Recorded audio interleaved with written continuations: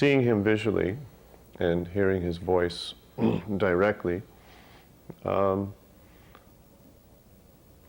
course, as I said, I had no doubt. There really weren't any doubts in me. I was very clear that this was a perfect master. Somehow I knew that. And by reading his books in very rudimentary way, following his path. But by seeing him directly, there was a deepening of the conviction that he was, in fact, in harmony with the divine, that he himself was a true saint. I never thought that he was God or a God. I thought he was a saint. And frankly, I always found that more interesting. Because being a person, a man, a human being, a jiva, and yet being so well tuned to the divine, so perfectly tuned, so finely tuned to the divine, that's very inspiring, because it means there's some hope for us.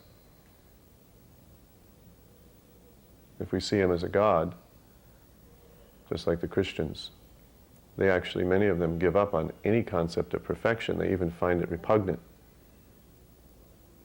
That cannot be achieved. So they really don't try much. But Srila Prabhupada's, of course, his mission was very clearly to avoid being tagged as a god or as God. Nirvisesa Sunyavadi. This was main part of his mission. Main part of his mission. All the gurus at that time were becoming God. And Srila Prabhupada was very clearly not God, not a god, but a saint.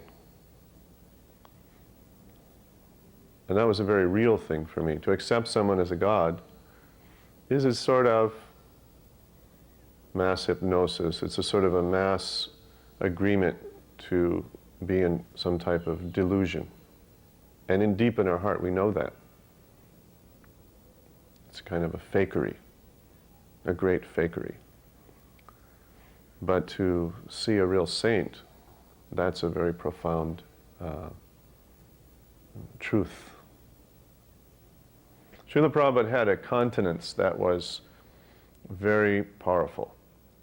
I remember walking once with him in New York, in Brooklyn, from Henry Street to the old press building, which you may remember. You had to cross the freeway, cross this bridge, and you went into a very bad section of warehouses.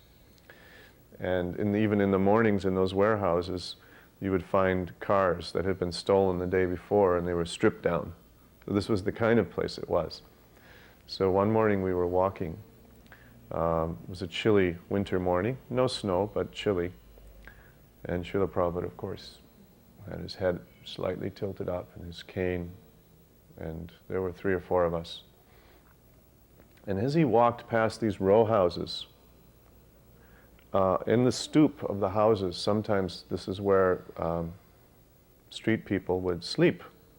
Winos and people that have homeless people, they would sleep in these stoops because they were slightly in the ground. They went down to the lower flat. And it was perhaps a little warmer or free from the wind, I don't know. So there were 3, it came this one morning that there were 3 men, they looked like winos. They looked quite tattered and torn and from their face and their clothes, quite beaten by the world. And they were sort of sitting, lying on the stoop. And as we came along on the side of them, they suddenly noticed Srila Prabhupada. And all 3 of them, without communicating to one another, they just stood up like soldiers, like somebody had pulled them from the nape of the neck. And they just stood up straight in line and like saluting Srila Prabhupada. And they looked at him with awe in their face and their eyes open, and they nodded at him in recognition. And Srila Prabhupada turned and said, Hare Krishna, and marched right by like that. It was quite a surprising thing. But this was this was how Prabhupada's countenance was. That when he was in a place, people recognized that somebody is here, even they had no idea who he was. I think one of the important experiences that I recall about Srila Prabhupada is that in his presence, I always felt the reflection of myself in his eyes was the very best that I could be. Beyond my own faith in myself, he had more faith in me than I had in myself. And I recognized this early on because I had this experience in a fractional form with two earlier teachers in my life. One was my music teacher, and he had that nature, that he believed more in me than I believed in myself.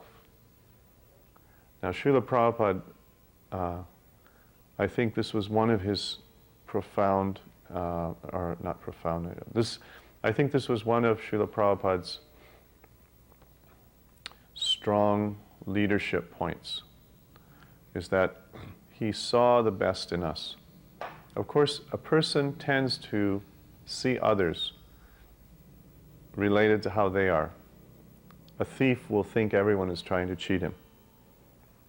And Srila Prabhupada, being a saint, he almost naively, I say that with the deepest respect and affection, almost naively saw in us all good and saintly qualities. He could, of course, realistically observe our faults, and did. But on the overall, we felt in his presence that he saw the very best in us. And we felt also that I don't want to disappoint him.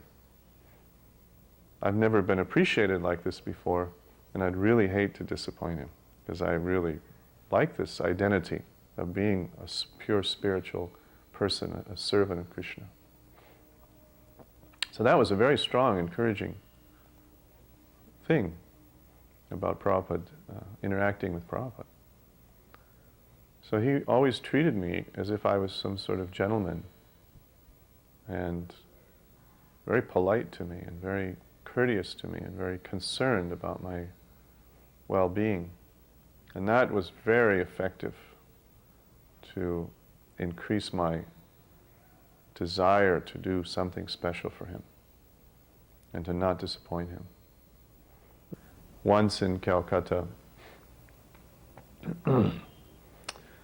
I had a little tiff with my wife, and we had the occasion, Srila Prabhupada somehow became aware of it. Not that it was known in the temple, but I think he could see on my face that day that I was a little disturbed, so he probed. And I mentioned this, that we had had a little debate, little argument. And Srila Prabhupada then was inspired to sort of speak about his family life. And he said to me, my wife was very tolerant. He said that was her great qualification. He said, and to this day, I still regret how much harsh I was. He said, but what can I do? I have a very haughty temper. And he said it with the greatest sincerity and humility. So here's a person feeling regret. Those were his words, quote unquote. A little remorse. Not only the powerful orator, the knower of the supreme truth, the mystery of the Bhagavad, but a person as well who felt sad if he had hurt others, or felt a good laugh when he heard a good joke, or he was a person in every respect, and the most sublime and developed person. So he said to me, what is the spelling of your name? Is it Aviram or is it Abhiram? I said, well, Srila Prabhupada, When you initiated me, you wrote Aviram, A-V-H-I. But you always call me by Abhiram. I said, so which is it? You say. He said, no, both are good. I said, oh, what does it mean? He said, Abhiram means without tiresomeness. Aviram means always chanting Ram. So it was a casual, light moment, and I said to Prabhupada in a partly joking mood, so I should always be chanting Ram, Srila Prabhupada? Then he went grave. As he often did. Folded his hands across his stomach. He was lying down. We should always be chanting Ram. It is a nasty world. He said to me, everything is so nice in the Western countries. He said, if they would simply stop eating the cow. He said, isn't there any other kind of meat they can eat besides the cow? One time, this is something else, one time he was resting in London, lying on his bed, and I was sitting quietly attending him. Midday, I was chanting silently on my japa beads. This was a normal thing, to watch him, see if he needed anything. And although he appeared to be resting, he just suddenly spoke. With his eyes remaining closed, he said, the drum should not be louder than the voice. It was completely quiet, peaceful afternoon in the manor, summer afternoon. I didn't know what he was talking about. All the devotees were out on Sankirtan because they were eager to please him, so they were really a big push for Sankirtan. Temple was empty. I listened very carefully, and I heard through the floorboards underneath Prabhupada, the temple room, I could hear arti going on. I ran downstairs. There was one brahmachari on Madanga, one brahmachari on kartals, and one pujari. And they were doing their arti, singing. And Prabhupada just gave that instruction from his nap. The drum should not be louder than the voice. There were a few conversations going on at that time that sort of all converged and expressed this thinking in Prabhupada about Gita Nagari. In one conversation, it happened downstairs in his house in Vrindavan. He was talking about his impending death. And he said, I have no lamentation, in the context of his impending demise, so to speak. I have no lamentation. These are words he would use, death, demise, I'm just paraphrasing him. And naturally he had no lamentation, sojati, nakanchati. But then he paused after saying, I have no lamentation about my impending death. He said, no, I have a lamentation. And one of us asked, not me, but one of us in the group, 3, 4 people were there, you mean because you have not finished Srimad Bhagavatam? Srila Prabhupada said, no. That I have not established varnashram.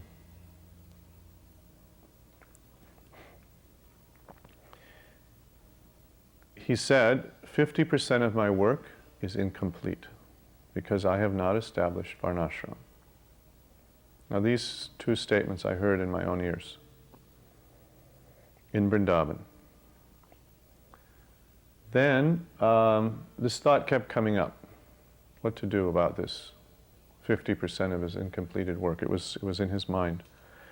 So he said on the roof on another conversation that I want to establish varnashram. And I believe I asked him, how will you do that? It may have been Tamal Krishna, it may have been someone else, but it represented what we were all thinking. So I had the impression that I asked him.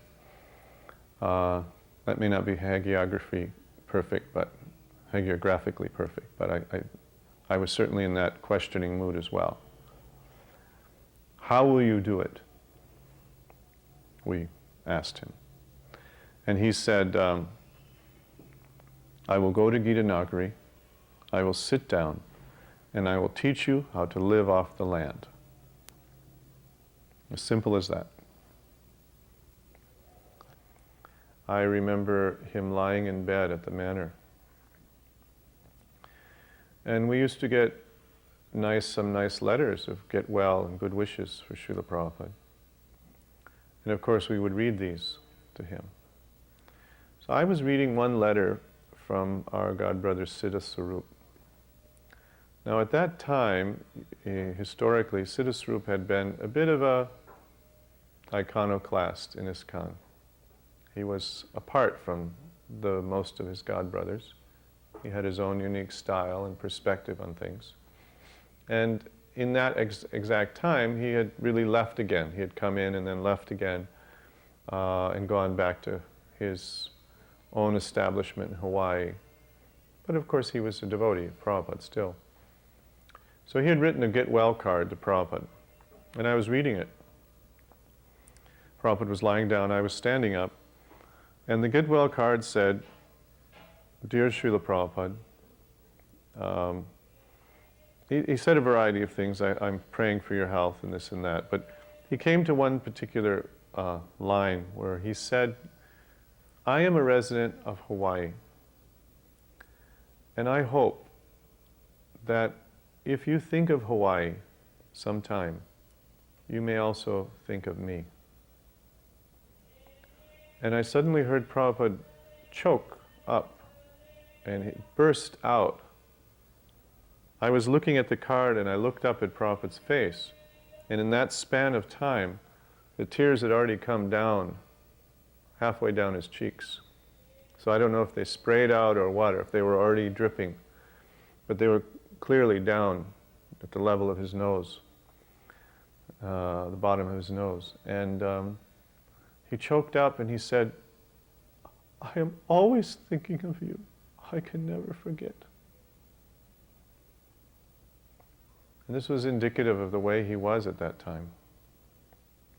Any nice thought could bring him to tears and to deep appreciation. Once in London, he was lying in his bed midday, apparently napping. And I want to talk about his sleep and I want to talk about his memory, because these are very, very amazing things. But Srila Prabhupada, when he slept, at least in all of my experiences with him, and in those last 6 months, every single day, I observed his sleep, his so-called sleep. Now, he would relax, he would close his eyes, he would lay his hands across his chest often. Occasionally he would lay his hands at his side, but mostly they were folded across his chest.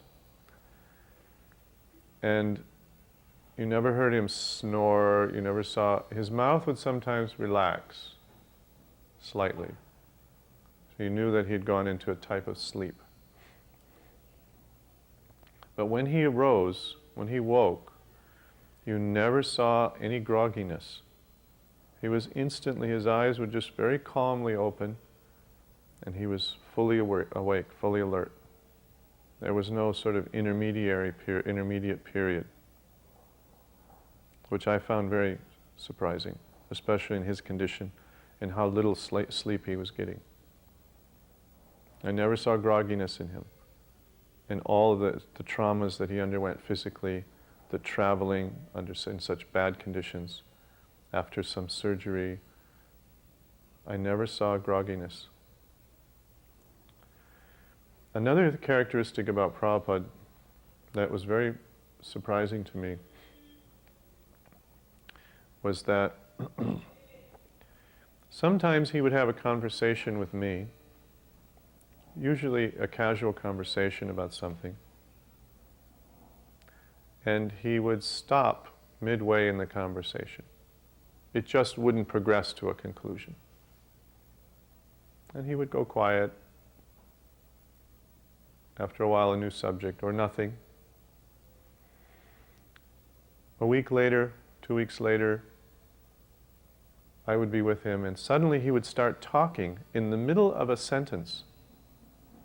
And at first, my mind thought, well, maybe he's just rattling on. He's become old, But in my heart, I knew that that's not Prabhupada. He wouldn't do that. So I would search my memory. What is he talking about? And I would always remember then that actually this was the conversation we had had 1 week, 2 weeks before. Exactly where it stopped, he again began talking, expecting me that I would remember. For him, there was obviously no space of time in there. And he hadn't forgotten.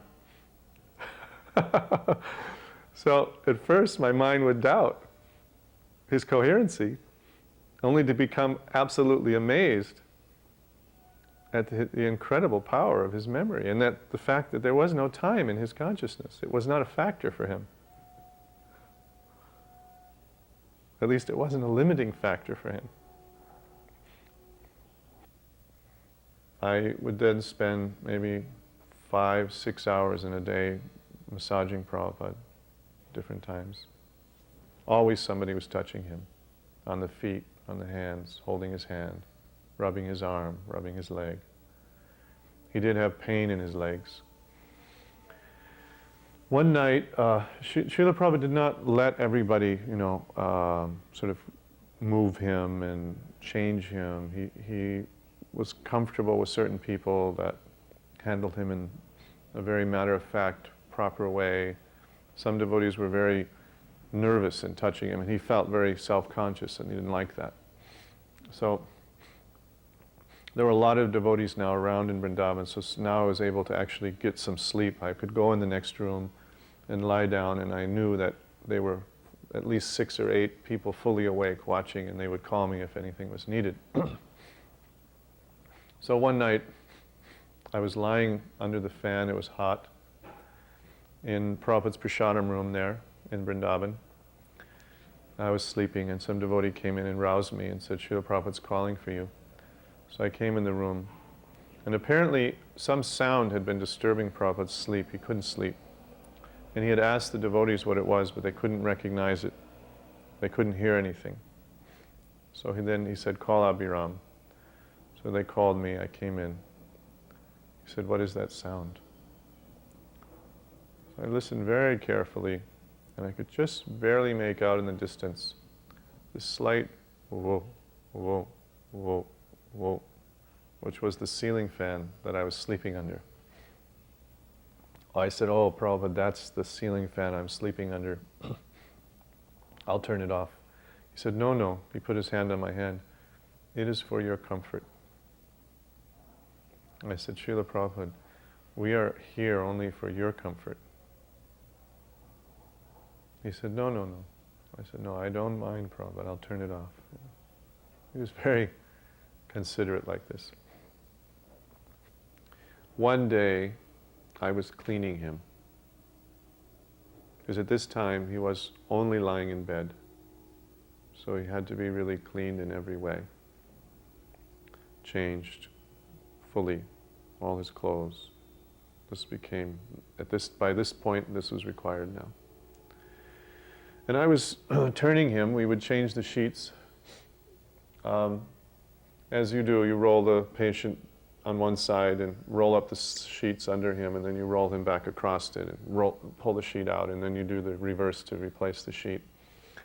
So I was in the middle of this operation, moving the sheet out from under him. And on my hand, his head was resting on my arm was under his neck. And he was looking at my face, although I didn't realize it because I was busy cleaning him and changing him around. And he said to me, it is a nasty business. No, sorry. He said, it is nasty. Questioning. And I looked at his face, and I realized he was talking about me cleaning him. And I said, no, Srila Prabhupada, it's not nasty. He said, you don't mind?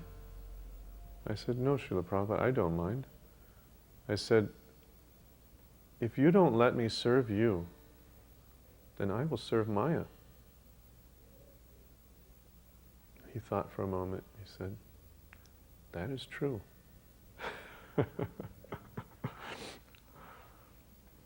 So we kind of knew, and the attitude was that if we ever let him feel undignified or that he was a burden to us in any way, he would just give up the ghost. He had no ability to tolerate any kind of dependency or indignity. He was a very noble, dignified man. At every moment, this was an example of that. If there was an issue that really concerned him, Srila Prabhupada was not a turn-the-other-cheek man. Srila Prabhupada was a strong warrior type, and he was surrounded by many loyal people. His own son was there. He didn't say anything to him. So many devotees who were certainly not in accord with each other. They would love to find a reason to get a favor from Prabhupada and go against the other one. No, it was not a factor enough to enter my diary, even though I was his nurse. And so it came as quite a surprise to me that, this was developed into such an issue. The whole time it was so well known. Every doctor confirmed from even before 1977 that Srila Prabhupada had severe diabetes. As his nurse, I was never bewildered by what his disease was. And Dr. McIrving in London confirmed it. He, in fact, gave a very clear analysis.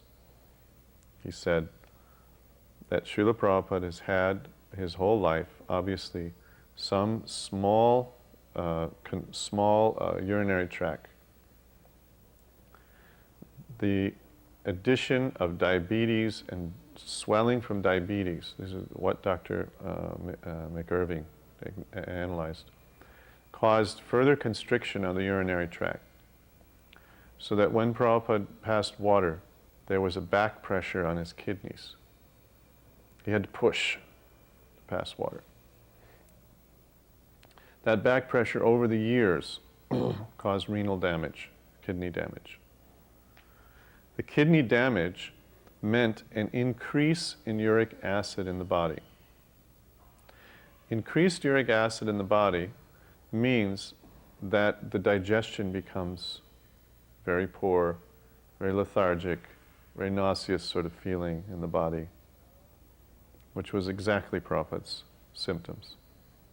Swelling, very, very soft, silky soft skin, feet and hands, but very puffy. I mean, almost, distorted looking, very puffy. You could just squish them like a balloon. Very itchy back. These are all symptoms of diabetes, classic symptoms of diabetes. And Prabhupada's consistent refusal to do anything to take care of it. He wouldn't even avoid sweets. Very stubborn on these things. So it was very obvious what was happening. He was suffering from the complications of acute diabetes and the uric acid poisoning from the kidney damage. Then after that comes, when you're not eating, malnutrition. Then the body starts consuming itself, and there's a complete collapse, which is, just exact verbatim what happened to Srila Prabhupada. It was very obvious. Certainly there's a mystical level to all of it, as there is to everything in this world, and certainly to a divine person like Prabhupada. But there are also the external, practical realities. I remember one time, I think it was Brahmananda. It was Brahmananda. Brahmananda said to Srila Prabhupada in Vrindavan in these months that I was describing, his ill months, He said, Srila Prabhupada, you are a Vaishnava, and as such, you have all the powers of the demigods. And Prabhupada kind of started looking at him curiously, what is this going? Where is this going? And he said, since you have all mystic powers, you don't have to submit to this disease. You can get up and just shake it off. And Prabhupada looked at him with great surprise and he said, that is fanaticism. So Prabhupada was ill. He was very much in a human mode. He was not a god, he was a saint. He was a pure devotee, not Vishnu Tattva. Right? And this was the leela that Krishna had arranged for him. This was the circumstances that Krishna had put him in, and put us in, for all our benefits, out of his mercy. So I think that's a simple summary of my observation as Prabhupada's nurse. I remember Bhagavad-gita and I used to reminisce after the departure of Prabhupada. I spent a lot of time in Vrindavan with Bhagavad-gita. After that, we were kind of consoling each other with memories. And to try to sum up Prabhupada was so difficult. Bhagavad-gita tried it one day. He got excited. We were talking about Prabhupada, and I could see he was trying to head to he was reaching a crescendo, and he was trying to sum him up, and he just started sort of shaking a little bit, and he said, Prabhupada was Prabhupada. That's all he could say.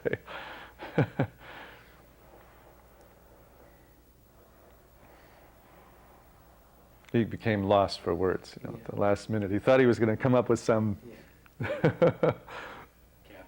capture. But he defies captivity, defies complete definition. Je anilo